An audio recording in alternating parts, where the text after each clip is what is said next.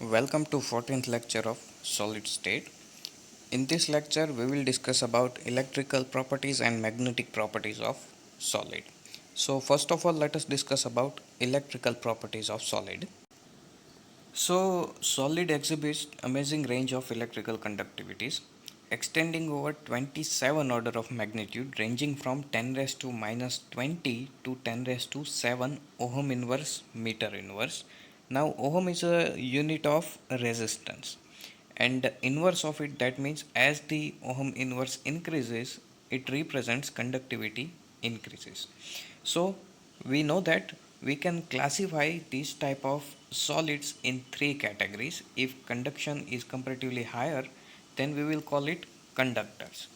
If it is comparatively low but still it is conducting some measurable amount of electricity, then we will call it semiconductors. And if it is conducting negligible amount of electricity, then it is called insulators.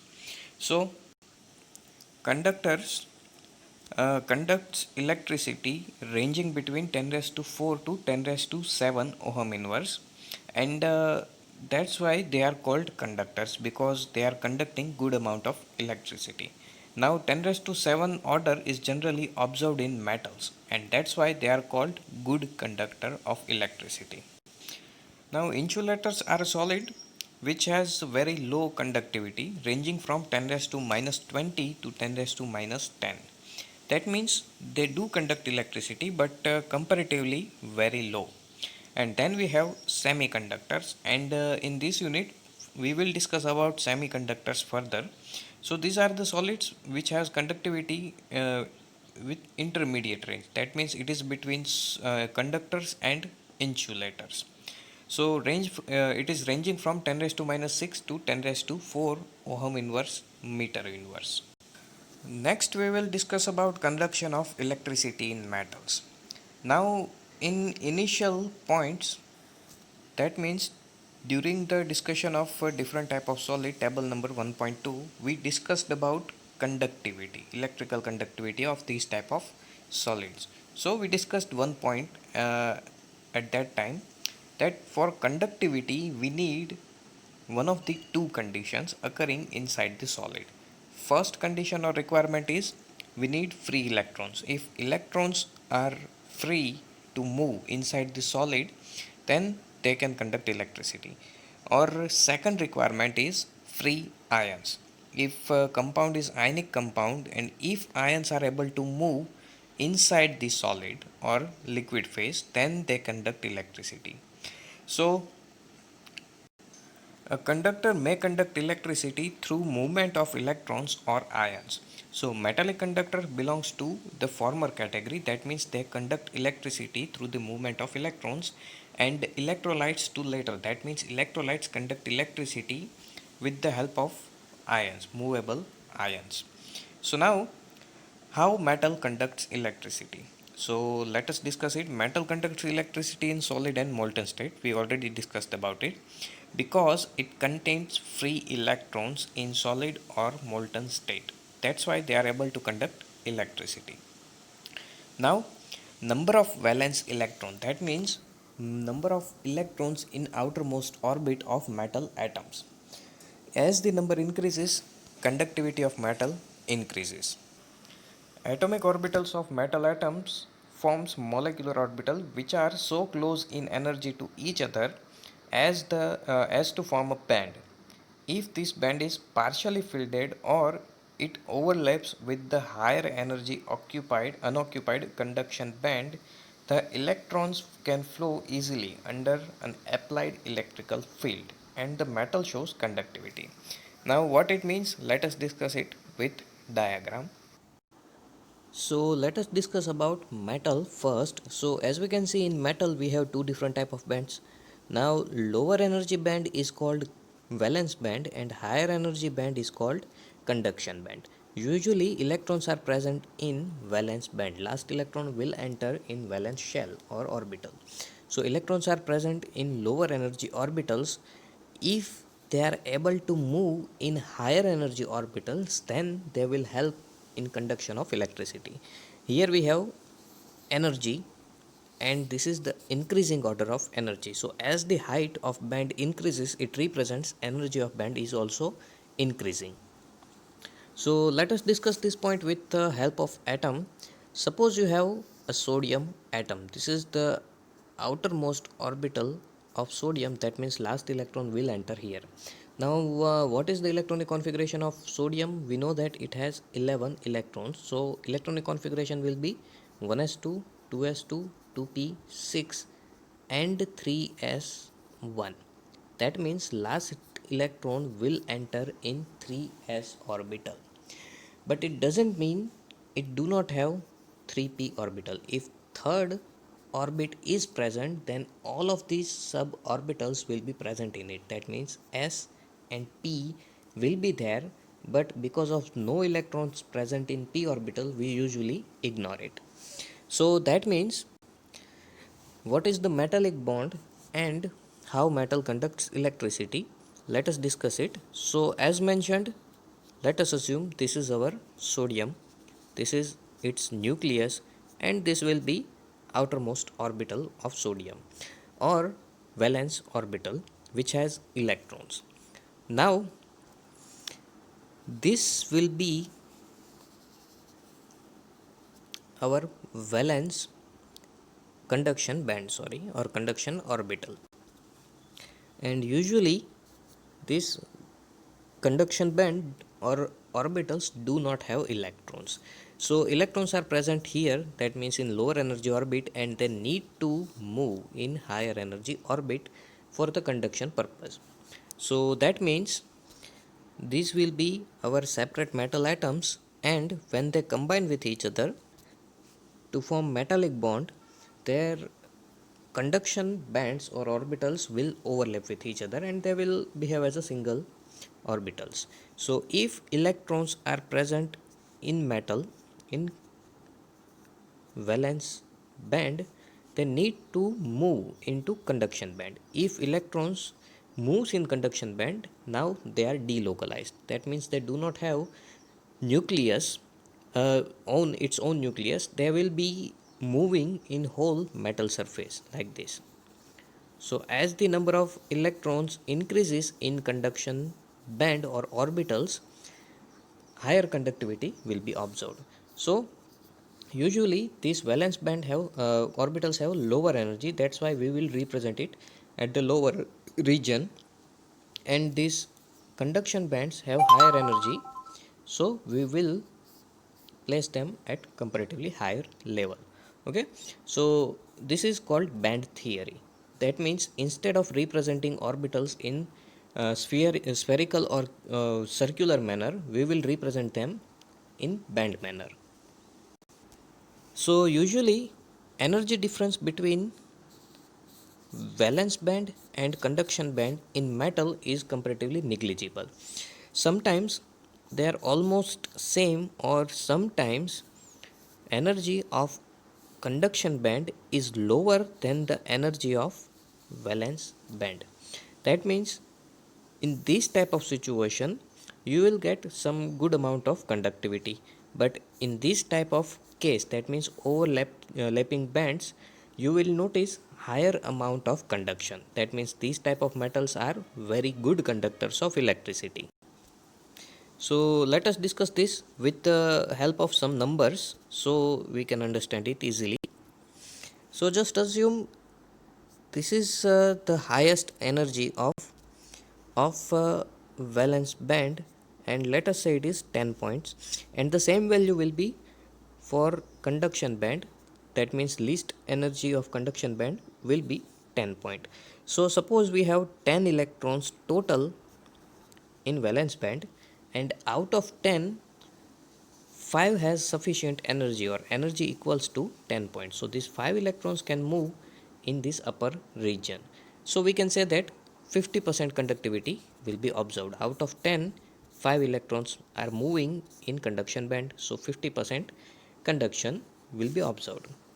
In overlapping orbitals or bands, let us assume same scenario. We have 10 electrons, and the highest energy of conduction valence band is 10 point, but least lowest energy of valence bond, let us say it is 8 points.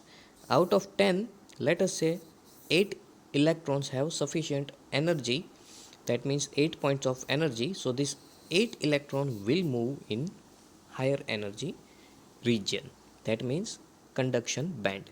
So 80% conductivity will be observed. Now let us discuss about insulators and then semiconductors. Now in case of insulators, difference of energy between conduction and valence band is comparatively large. So suppose we have 10 electrons and least energy of valence band is 10 point and highest energy, and lowest energy of conduction band it is 20 point. And out of 10 electrons, suppose only 0.01 electron have sufficient energy to move from lower energy to higher energy orbital. That means it is very small number. So usually conduction will be observed in nearly 0.1%. So that means as the gap increases, you will get lower proportion or quantity of electron moving from low to high energy band. That means valence to conduction band, and that's why conductivity decreases. In case of semiconductors, so let us discuss semiconductor. So in case of semiconductors, this gap is comparatively small. It is comparatively larger than metals, but it is smaller than insulators. So you will get comparatively more amount of electron moving from low to high energy than insulator, but less than metals. So let us assume same thing. We have 10 electrons. Highest energy of valence band is 10 points. Lowest energy of conduction band is 12 points. So that means electrons minimum requires 12 points of energy. Out of 10 electrons, let us say only 2 electrons have sufficient energy. So these 2 electrons will move from valence to conduction band, and you will get 20% of conductivity. Okay, so this is semiconductor situation. Now conductivity of semiconductor will increase with the increasing temperature, and that's why they are called intrinsic semiconductors. Now what is the reason behind increasing conductivity with temperature? Insulators and semiconductors will show increment in conductivity with increasing temperature. On the other hand, metals or conductors will decrease their conductivity with increasing temperature. Now what is the reason behind it? So as mentioned earlier, we need to increase energy of electrons to move it from low to high energy or valence to conduction band. So if you are providing temperature, then electrons will absorb higher amount of energy. That means more and more number of electron will move from low to high energy bands, and that's why higher number of conductivity will be observed. Same situation is applicable with insulators. Number of electrons in valence band will absorb more energy with increasing temperature, and that's why more number of electrons will move in conduction band and conductivity will increase. Same situation will occur in metal but with different effect. Now as mentioned earlier, most of the electrons already have sufficient energy to move from conduction to valence to conduction band.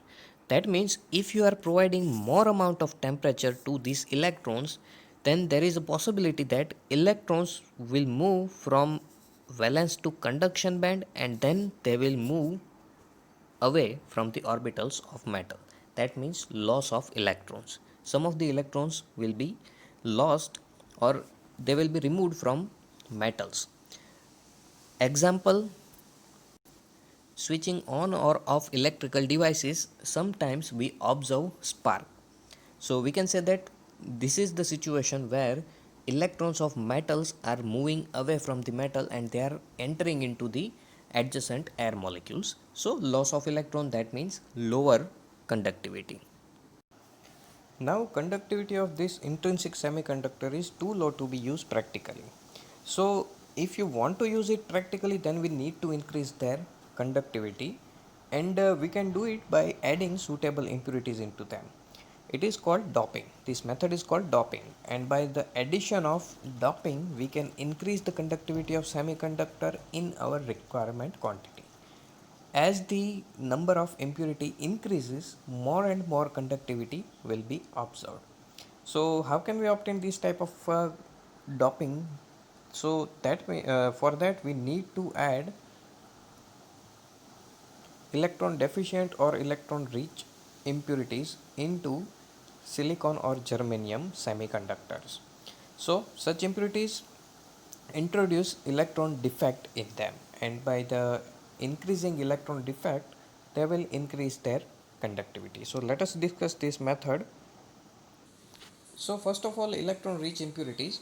So silicon and germanium belongs to group 14, and it has 4 valence electrons because they have exact electronic configuration like carbon. So we know that carbon has 4 valence electrons.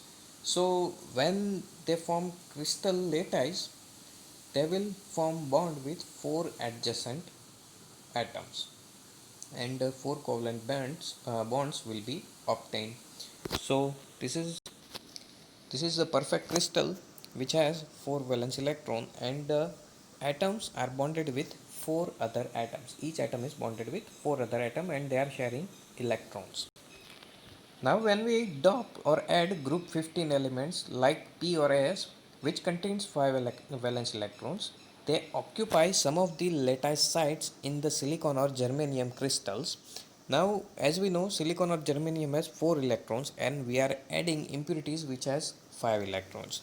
So 4 electrons of the impurities will be used in the bond formation of adjacent silicon or germanium atoms, but 1 electron of impurity will be left alone, that means unpaired. So these extra electrons becomes delocalized, and this delocalized electrons increases the conductivity of doped silicon, and here the increase in the conductivity is due to the negatively charged electron. Hence silicon doped with electron rich impurity is called N type of semiconductor. Actually these type of semiconductors do not have negative charge, but number of electrons are more than before. That's why we are calling it N type semiconductor, and that means negative type semiconductor. So here we have N type semiconductor, that means silicon or germanium doped with arsenic. So as we can see, we have total 5 electrons from added impurity. So this electron actually belongs to our added impurity. Now 4 electrons of impurities will be used in the pairing with adjacent silicon atoms. That means with these adjacent atoms 4 will be paired, but this 1 electron will left alone, or it will be occupy space in void. So this electron is free and delocalized. So this delocalized electron will help in increasing conductivity. So that means as the number of added impurity increases, number of delocalized electrons also increases, and that's why more conductivity will be observed. Now next is electron deficient impurities. So silicon or germanium can also be doped with group 13 elements like D, Al or Ga, which contains only 3 valence electrons. So as mentioned before, added impurity has 3 electrons, so 3 electron will be paired with 3 adjacent silicon atoms. But fourth silicon atom do not have electron to pair with. So that means electron of fourth silicon will be unpaired, or it will be left alone. That means added impurity will create electron hole, and because of this electron hole, original position of electron, one of the electron will be left empty, and that's why one of the silicon electron will be unpaired, and because of these unpaired electrons it will increase the conductivity. Now to fill this electron hole, adjacent electron may come and fill the hole, but it will eventually create hole at its original position. So that means if it happened, it would appear as if the electron hole is moving in the direction opposite to that of the electron that filled at it. So under the influence of electrical field, electrons would move towards the positively charged plate through the electronic holes, but it would appear as if the electrons are positively charged and moving towards the negatively charged plate. This type of semiconductors are called p-type semiconductor. Actually, again, same thing will be obtained. No positive or negative charge will develop because we are adding neutral atoms into the crystal. But still, electrons are less than before. That's why we will call it p-type semiconductor. So this is a p-type semiconductor. And as we can see, here we have electron hole. That means there should be electron present here, but because of only 3 electrons obtained from the impurity, one of the silicon electron will be left alone. Now, to fill this gap or electron hole, adjacent positioned electron may come to fill this hole, but it will create hole at its original position. Now same thing will occur repetitively. This void or hole can be filled with adjacent electron, but it will create one more hole here, okay, and so on. And that's how these materials or semiconductors will conduct electricity. Again same thing, as the number of these impurities increases, it will increase the conductivity. Now various type of combination of N and P type semiconductors are used for making electrical components. So diode is a combination of N and P type semiconductors, and it is used as a rectifier. Now rectifier is a device which converts AC current into DC current by allowing it to pass through one direction. So transmitters are made by sandwiching the layer of one type of semiconductors between two layers of other type. That means 1p between two n type or 1n between two p type semiconductors. So this type of NPN or PNP type transmitters are used to detect or amplify radio or audio signals. So solar cells also use diodes, photodiodes, which uses these type of semiconductors. Now germanium and silicon are group 14 elements, and that's why they have 4 valence electrons. So by mixing group 13 or 15 or 12 or 16 uh, impurities into this type of compound, so we can create different type of semiconductors. So 13, 15 examples are mentioned: INSP, ALP and GaAs. So one of these gallium arsenide semiconductor have very fast response and have revolutionized the design of semiconductor devices. As for example, how these fast responses are useful, we use these type of semiconductors in processing chips of mobile device or computers, and as the speed of these processing chips are faster, more responsive or more faster devices you will get. So for that we need faster responding semiconductors. And other example of group 12, 16 are also mentioned. You can see this, and they have partial ionic characters in them, and that also helps in increasing conductivity. And this partial ionic character depends on difference of electronegativity between two elements present in crystal. That means impurity and crystal atoms. Some of the metal oxides shows electrical properties.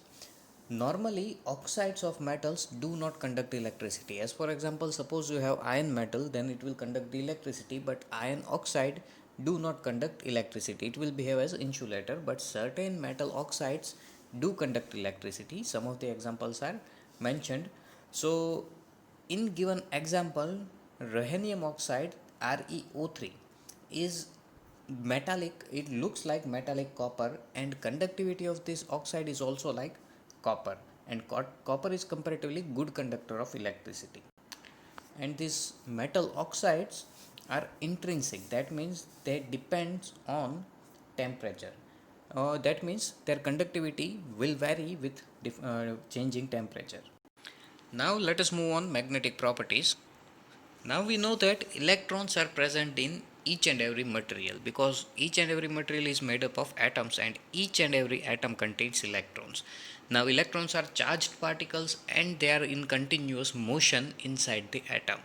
When charged particles are in motion, they create magnetic properties. So electrons have two different type of motions. One is orbital motion and second is axial motion.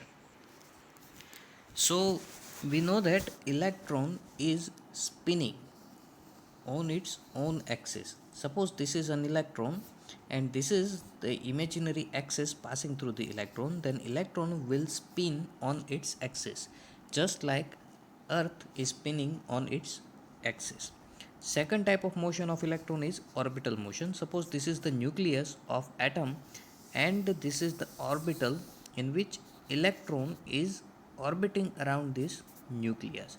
So this will be orbital motion of electron, just like uh, earth rotating around the sun. So because of this type of rotation, electron generates magnetic properties.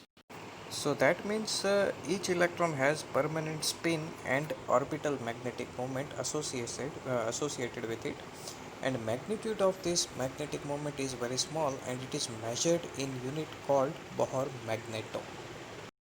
Unit is called mu b and it is equal to 9.27 into 10 raised to minus 24 am square, ampere meter square. Now on the basis of magnetic properties, we can divide substances into 5 categories: paramagnetic, diamagnetic, ferromagnetic, antiferromagnetic and ferrimagnetic substances. We can categorize these 5 categories in two different parts. In first part, we can put paramagnetic substances and diamagnetic substances, and in second part we can put ferro, antiferro and ferrimagnetic substances. So how can we divide these magnetic properties in two different parts? So first two, they are categorized based on electrons present in atoms. If one of the electron is single, that means suppose let us assume our atom contains 50 electrons, and if out of 50, if at least one electron is single, then substance is called paramagnetic substance. This type of substance shows attraction towards the external magnetic field. If you put this type of substance in external magnetic field, then the direction of magnetic field produced by this type of substance will be in the same direction of external magnetic field. On the other hand, in case of diamagnetic substances, all of the electrons will be paired. No single electrons will be present in diamagnetic substances. That means if all the electrons are paired up, then substance will be diamagnetic. If at least one electron is unpaired, then it will be paramagnetic. Now diamagnetic substances feels repulsion in presence of external magnetic field. That means if you put this type of substance in external magnetic field, then direction of magnetic field produced by this type of substance, that means diamagnetic substance, will be opposite from applied magnetic field.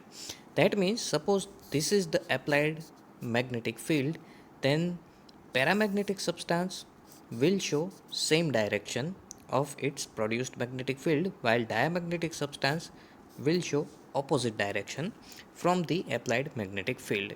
Okay, so these two belongs to our first category. Now for remaining three, this type of magnetism is observed by the arrangement of domains. Now what is domain? So we already learned about it in standard 8. Okay, you already learned about it in standard 8 in initial units for the magnetism. So let us discuss it. Suppose this is our magnet. So this large magnet is actually a cluster of small tiny magnets. These small tiny magnets are called domains. They may be atoms, ions, or molecules, that means constituent particles of our given material or substance, or cluster of constituent particles. So they have their own magnetic properties. That means we can say that this is the type of paramagnetic particles, and these paramagnetic particles individually behaves as a free magnets. But if all of them are supporting each other or they are opposing each other based on their direction of field of magnetic field, we can categorize them into three categories: ferromagnetic substance, antiferromagnetic substance, or ferrimagnetic substance. Now suppose we have these three different type of materials and their domains. So if, let us talk about this material first. If all of the domains have same direction of their magnetic field, that means all of them are producing magnetic field in same direction, then you will get strong magnetic field.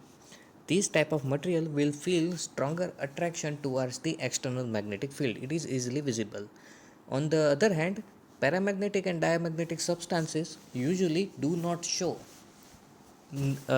stronger attractions. They show weaker attractions or repulsions in external magnetic field. While this type of ferromagnetic substance shows strong attraction, and we can create magnets out of this type of material. So this is ferromagnetic substance. On the other hand, antiferromagnetic substances have opposite directions of their domains. That means individual magnets are opposing each other. So what happened during this? So these two will cancel out each other's effect, these two will cancel out each other's effect, and these two will cancel out each other's effect. So overall resulting effect will be zero. So that this type of substance do not show attraction towards the external magnetic field. So last one is ferrimagnetic substance. So ferrimagnetic substances have uneven distribution of their domains. That means some of them are pointing in the same direction, some of them are pointing in opposite direction. But ratio of pointing in opposite direction is not 50-50.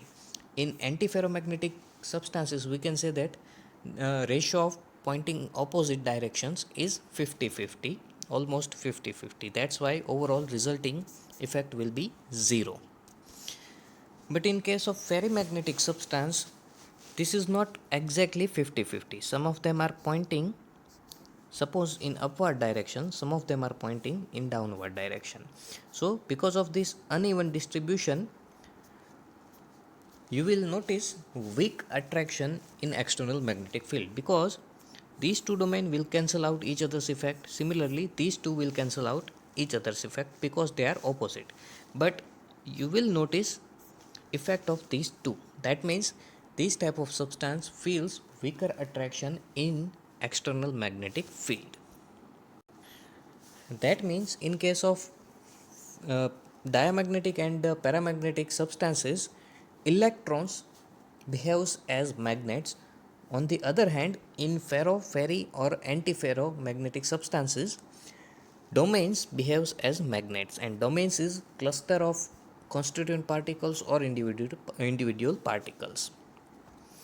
In case of diamagnetic and paramagnetic substance, if one of the electron is free, then we know that its spin quantum number will be either plus or minus 1 by 2. If it is paired up, then it must pair with opposite spinning electron. That means if first electron has plus 1 by 2 spin, then second one must have minus 1 by 2 spin. That means overall it will be 0. That means effect of first electron or magnetic property of first electron will be cancelled out by second electron. So that's how resulting effect will be 0 and substance will become diamagnetic. And if electron is unpaired, that means you will notice some of the magnetic properties. So same type of situation will be observed in case of ferro, ferri and antiferromagnetic substances. Here we have individual domains behaving as tiny magnets, just like electron. If they are pointing in same direction, then you will notice strong magnetic properties. But if they are pointing in opposite direction, you will notice no magnetic properties. That means they will cancel out each other's effect. In this case, they will support each other and you will notice strong magnetic fields. Now all the points are covered. Now try to solve exercise question, and if you have any confusion you can ask me. Some of the difficult questions are mentioned in exercise. So first do study yourself and then we will discuss about complicated examples. Okay, so you can ask me examples in which you need explanation, then we will discuss about them. Okay, so first you have to do it yourself.